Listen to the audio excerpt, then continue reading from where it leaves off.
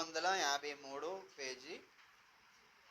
యోవేలు గ్రంథము 2వ అధ్యాయము 12వ వచనము 13వ వచనాన్ని చదువుకుందాం. అందరూ కలిసి చదువుదాం. యోవేలు గ్రంథము 2వ అధ్యాయము 12, 13 చదువుదాం. మరి గ్రంథంలో పేజీ నెంబర్ 753. 753 కలిసి చదువుదాం. ఇప్పుడైనను మీరు ఉపవాసముండి కన్నీళ్లు విడుచుచు దుఃఖించుచు మనస్పూర్వకముగా తిరిగి నా యొద్దకు రండి. ఇదే యెహోవా వాక్కు. 13 మీ దేవుడైన యెహోవా కరుణావాత్సల్యం గల వాడు, శాంతిమూర్తుడు, అత్యంత కృపగలవాడునై ఉండి తాను చేయును పశ్చాత్తాపడు.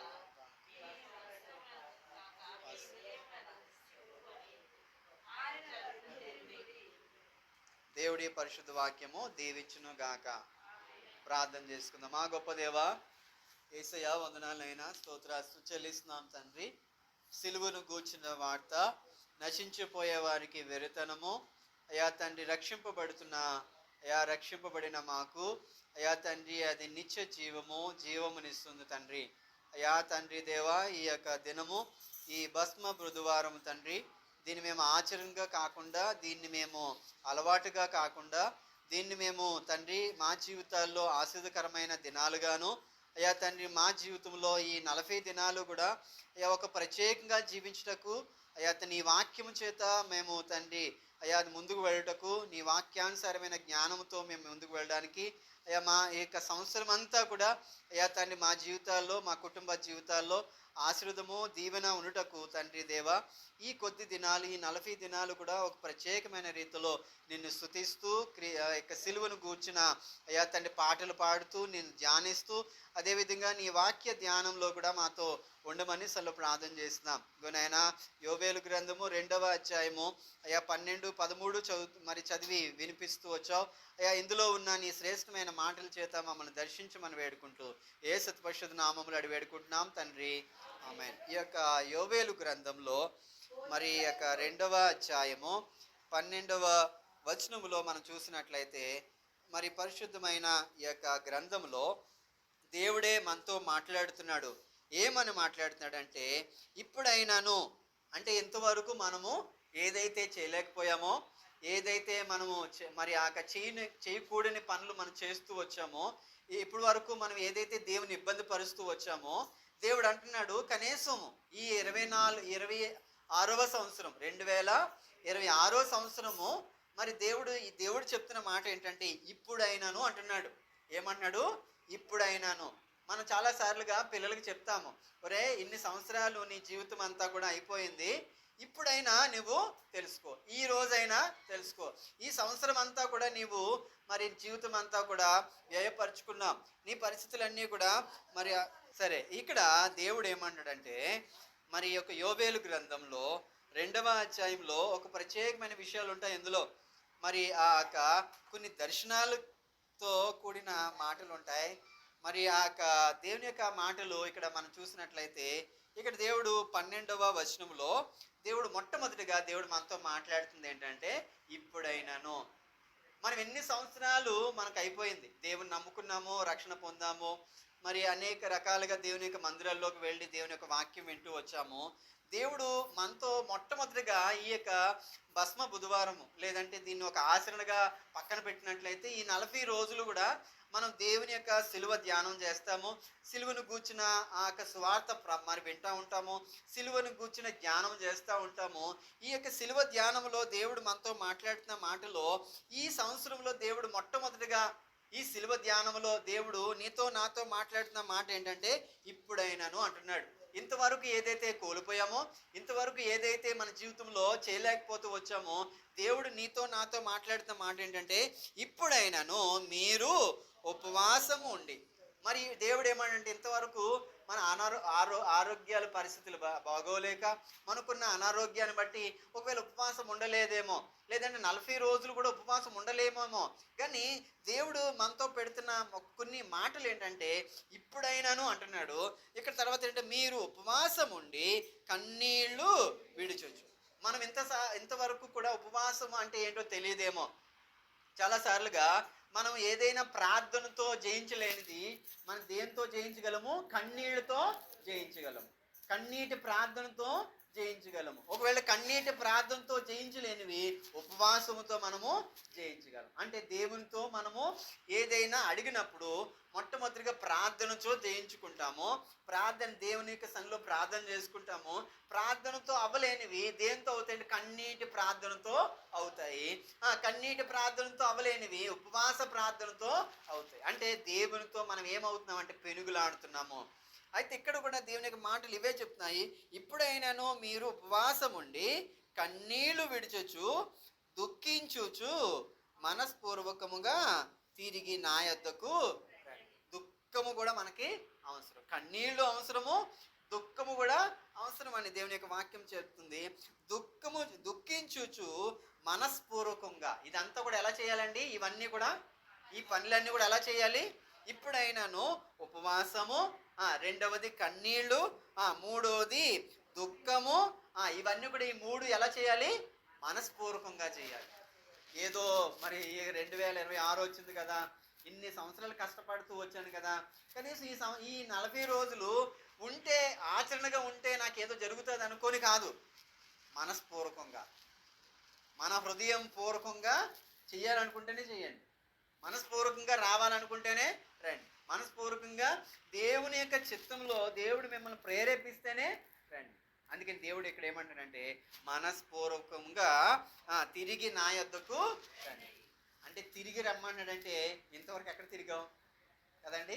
ఇంతవరకు ఏ చోటుకు వెళ్ళామో, ఇంతవరకు ఏ సమయాన్ని వెచ్చించామో దేవుడు అంటున్నాడు, నీవు ఏదైతే మరి కోల్పోయావో తిరిగి నా యొద్దకు రమ్మని. అందుకని చేయి చాపి ఆయన ఏమంటాడు, మరి ప్రయాసపడి భారం మోస్తున్న సమస్తమైన ప్రజలారా నా యొద్దకు రండి.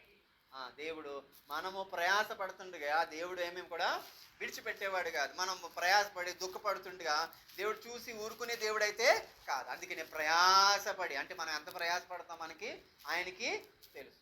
మరి ఆయన మరి సిలువను గూర్చి ఈ యొక్క ఎందుకు సిలువను గూర్చి మనం తెలుసుకోవాలి అంటే, ఈ లోకంలో మనం క్రైస్తవుడిగా జీవించాలంటే శ్రమలు పొందాలి. నేను దినమందు మనం తెలుసుకుంటూ వచ్చాము, శ్రమ లేకపోతే క్రైస్తవుడే నీవు కాదు. ఇక శ్రమ కావాలంటే నువ్వు ఎవరి దగ్గర ఎక్కడ తెలుసుకుంటావంటే సిలువ చెంతే నీవు తెలుసు. అందుకనే ఒక హెబ్రోన్ మరి సంఘంలో ఒక పాట ఉంది, ఏంటంటే సిలువ చెంతకు రా, సిలువ చెంతకు, సిలువ చెంతకు రా, సిలువ చెంతకు రా, సిలువ చెంతకు రా, సిలువ చెంతకు రా సహోదరా, సిలువ చెంతకు రా, సిలువ చెంతకు రా, సిలువ చెంతకు రా సహోదరి,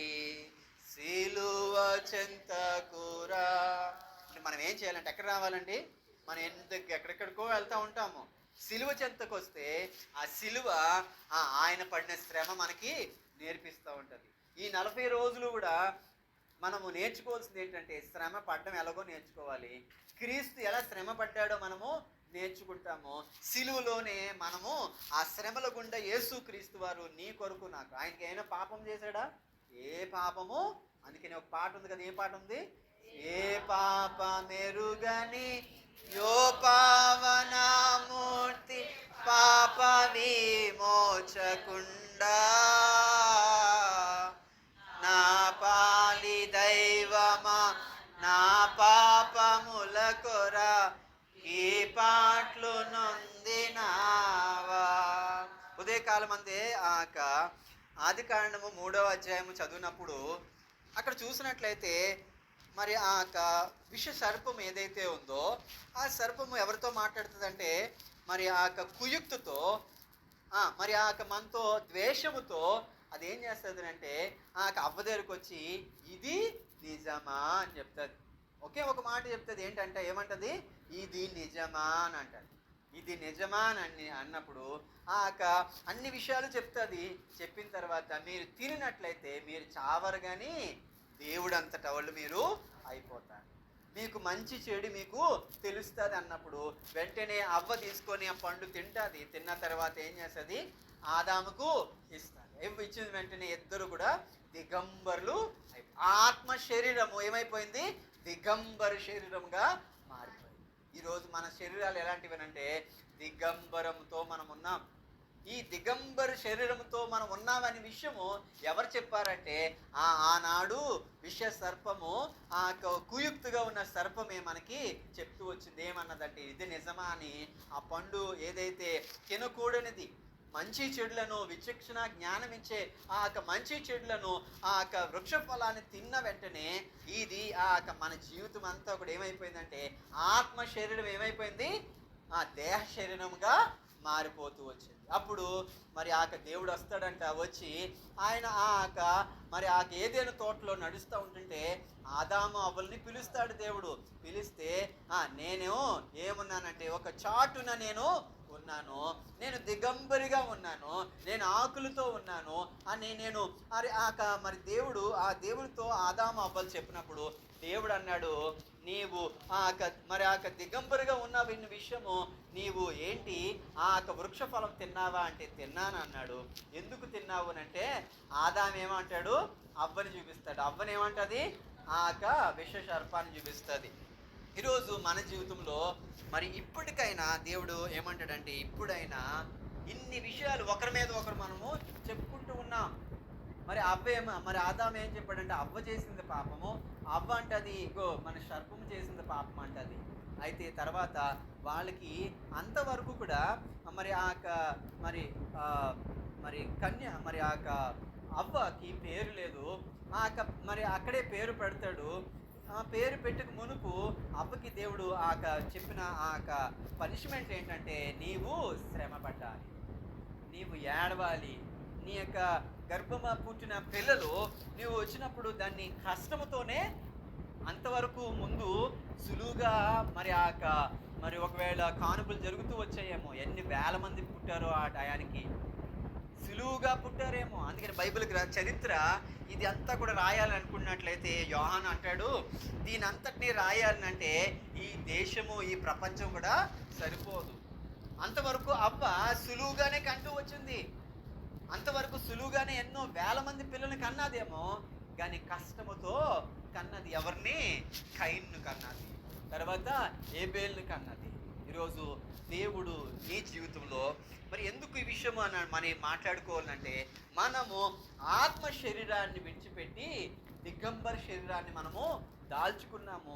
ఈ దిగంబర శరీరాన్ని నుంచి దేవుడు ఈ యొక్క శరీరాన్ని ఆత్మ శరీరంగా మార్చడానికి ప్రభువైన యేసుక్రీస్తు భూమి మీదకి రావడము జరిగింది.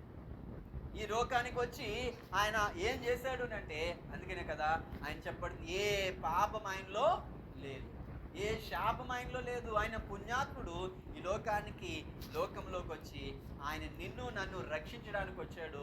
నీ పాపము నా పాపం ఆయన తీయడానికి వచ్చాడు. ఆయన పుణ్యాత్ముడు. అందుకనే ఆ పుణ్యాత్ముడు తిరిగి మనం ఏం చేయాలి? ఇంతవరకు మనం చేసిన ఈ యొక్క చిన్న చిన్న తప్పుదాలు ఏవైతే ఉన్నాయో అవన్నీ విడిచిపెట్టి ఇక్కడ ఏమన్నాడు, ఇప్పుడైనా మీరు ఉపవాసం ఉండాలి, కన్నీరు విడిచుచు దుఃఖించుచు మనస్పూర్వకంగా, ఇప్పటికైనా మనస్పూర్వకంగా ఆరాధన చేయి. ఈ 40 రోజులు ఆరాధన, ఈ 40 రోజులు ప్రార్థన, ఈ 40 రోజులు స్తుతులు నువ్వు ఎలా చేయాలంటే మనస్పూర్వకంగా చేయాలి. ఏదో మరి సేవకుడు పిలిచాడనో, లేదంటే ఎవరో పిలిచారనో, వీళ్ళు పిలిచారనో కాదు, మనస్పూర్వకంగా మనము ఈ 40 రోజులు చేసినట్లయితే తిరిగి రండి తిరిగి నా యొద్దకు రండి, ఇదే యెహోవా వాక్కు. ఇది మనుషులు మాట్లాడేది, ఈరోజు మాట్లాడుతున్న ప్రతి మాట ఏదైతే ఉందో ఇదే యెహోవా వాక్కు. తర్వాత మీ దేవుడైన యెహోవా కరుణా వాత్సల్యము గల వాడు. ఆయన ఏం చేస్తాడంటే, నీ తిరిగి వస్తే ఆయన ఏం చేస్తాడు? విడిచిపెట్టేవాడు కాదు, ఆయన కరుణామయుడు. అందుకని యేసుక్రీస్తుకు ఆ శిలువలో ఏమని పిలుస్తారంటే ఆయన కరుణామయుడు అని మనము పిలుస్తాం. అందుకని ఆయన కరుణామయుడు కనుక కరుణావాత్సల్యం గల వాడు. తర్వాత ఏంటంటే ఆయనకి ఏ క్వాలిటీస్ ఉన్నాయి? శాంతిమూర్తియు, తర్వాత అత్యంత కృపగల వాడునై ఉన్నాడు. ఆయనకి 3 రకాల మరి బిరుదులు ఉన్నాయి ఆయనకి. ఆయన ఏంటంటే కరుణా వాత్సల్యం గలవాడు, రెండోది శాంతిమూర్తి, అత్యంత కృపగలవాడు. ఈ 3 ఆయనదే ఉన్నాయి. నువ్వు తిరిగి ఆయన దగ్గర రాగానే మరి తప్పుపోయిన కుమారుడు మరి తండ్రి ఎలాగైతే తిరిగి వెంటనే ఆయన వాత్సల్యం కలిగి మరి శాంతముతో ఆయన తీసుకున్నాడు, నిన్ను కూడా ఆయన ఈ 40 దినాలు తిరిగి ఆయన దగ్గరికి రండి. తర్వాత తాను చేయునుద్దేశించిన కీడును చేయక పశ్చాత్తాపడును గనుక నీ వస్త్రములను కాక నీ హృదయములను చింపుకొని ఆయన తట్టు. మనం ఏదైనా శ్రమ వచ్చింది అనుకోండి, కష్టం వచ్చింది అనుకోండి, బట్టలు చింపేసుకుంటాం. ఇదేంటి నాకు ఇంత కష్టం వచ్చింది, ఇంత నష్టం వచ్చింది అనుకుని బట్టలు చింపేసుకుంటాం. లేదంటే ఏదైనా మరి ఒక వ్యక్తి, మేము ఒక ఇంటికి దర్శించడానికి వెళ్ళినప్పుడు మరి అల్లుడు అనుకుంటూ వచ్చాడు, తన కుమార్తెని తన కుమారుడిని తీసుకుని వెళ్ళడానికి వస్తూ ఉంటే వాళ్ళందరూ కూడా ఇంట్లో వాళ్ళందరూ కూడా ఏం చేశారంటే ఆయన యొక్క షర్ట్ని అంతా కూడా చింపేశారు. అంటే అర్థం ఏంటంటే నీవు వెళ్ళిపో అంటే అర్థం ఏంటంటే నువ్వు చేసే పని వాళ్ళకి ఇష్టం లేదు. ఈరోజు మనం ఒకవేళ ఆయనే చింపుకున్నాడో మరి ఎవరు చింపారో తెలియదు, కానీ ఏదైనా నష్టం వచ్చినప్పుడు బట్టలు చింపుకుంటాము. కానీ ఇక్కడ దేవుడు ఏం చెప్పుకోమన్నాడు? హృదయములను చింపుకోవాలి. ఏం చింపుకోవాలి? బట్టలు చింపుకుంటే ఏమీ రాదు కదండి, మన మనసు చింపుకోవాలి, మన హృదయాన్ని. ఈ రెండు విషయాలు ఈరోజు ఈ దేవుడు మనతో మాట్లాడుతూ వచ్చాడు. మనస్పూర్వకముగా తిరిగి రావాలి. రెండో మాట, మరి దేవుడు ఏమన్నాడు? హృదయములను చింపుకొని ఆయన తట్టు తిరగాలి. ఈ రెండు మాటలు ఏంటవి? మళ్ళీ ఒకసారి చెప్పండి. మనస్పూర్వకముగా తిరిగి ఆయన వద్దకు రావాలి, మనస్పూర్వకంగా. తర్వాత ఇంకొక మాట దేవుడు ఏమన్నాడంటే, మీ హృదయములను చింపుకొని ఆయన తట్టు. రెండు మాటలు. ఈ యొక్క భస్మ బుధవారంలో దేవుడు మనతో మాట్లాడుతున్న మాటలు రెండు మాటలు. ఇవి చేస్తే చాలు ఆయనకి మనస్పూర్వకంగా ఆయన్ని ఆరాధించాలి. నిజంగా మరి ఆ రండి అని మరి ఆ చిన్న కూడిక కలుగున్నాము అని అంటే ఎంతో ఆత్మతో, ఎంతో శక్తితో, ఎన్ని పనులున్నా అందరూ ఇక్కడ కలిసి ఎలాగైతే వచ్చామో, ఎలా వచ్చారు? మనస్పూర్వకంగా వచ్చారా? పిలిచామని వచ్చాము. దేవుని ఆరాధించాలి, దేవుని స్తుతించాలి. ఈరోజు ఎలాగైనా దేవుని యొక్క సన్నిధిలో గడపాలనుకుని మనం వచ్చాము. మనస్పూర్వకంగా తిరిగి రండి. తర్వాత మీ హృదయములను చింపుకొని ఆయన తట్టు తిరగాలి. ఈ రెండు మనం చేసినట్లయితే, ఈ 40 రోజులు ఇదే మాటతో మనము ఈ 40 రోజులు గడిపినట్లయితే దేవుడు మన జీవితాల్ని, మన కుటుంబ జీవితాల్ని, మన ఆర్థికమైన పరిస్థితులను అన్నిటిని కూడా సమాధానపరచును గాక. ఆమేన్.